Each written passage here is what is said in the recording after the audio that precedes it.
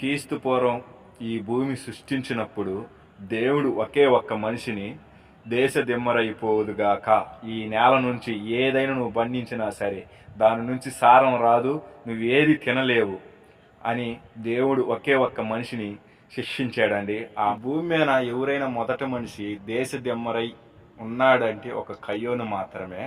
దేవుడు శపించేశాడు కయ్యోనును తన తమ్ముడిని చంపివేసినందుకు.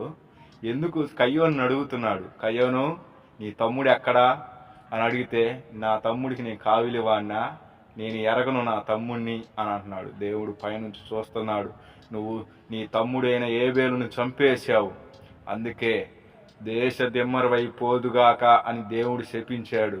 తన సన్నిధానికి కూడా రాకుండా బయటికి నెట్టివేశాడు. ఒక దేశాన్ని నుంచి ఎలవేశాడు దేవుడు కయ్యోనును. ఎందుకు ఎలవేశాడో తెలుసా? ఏబేలు రక్తము భూమి మీద తడిసి దేవుడికి మొర్ర పెడుతుంది కయ్యోను గురించి, నా అన్న ఇలా చంపేసాడని. అందుకే భూమి మీద ఇంత గొప్ప శిక్ష నా మీద భరించలేనంత గొప్ప శిక్ష నాకు వేసావే దేవుడని కయ్యోనుని అడుగుతున్నాడు. ఎవడైనా నువ్వు నన్ను చంపగలడా, చంపివేస్తాడేమో నా గురించి తెలిసి అని అంటున్నాడు. ఈ తమ్ముని చంపక ముందు తెలియలేదు కయ్యోనుకు, నేను ఇలా అవుతానే. ఒక కోపము ద్వారా తన శిక్షకు అర్హుడైపోయాడు కయ్యోను.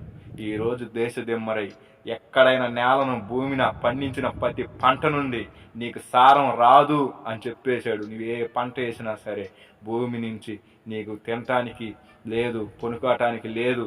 నువ్వు దేశ దిమ్మరపై నెమ్మది లేకుండా, శాంతి లేకుండా, ఒకసారి నిలకలు లేకుండా దేశమంతా తిరుగుతావని దేవుడు శపించేశాడండి కయ్యోనును తన తమ్ముని చంపివేసినందుకే.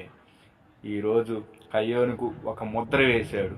ఆ ముద్ర ఏందో మీకు తెలియాలంటే, కయ్యోనును దేవుడు క్షమించి ఒక ముద్ర వేశాడు. తనకు ఒక తరాన్ని, ఒక వంశావళిని ఇచ్చాడు.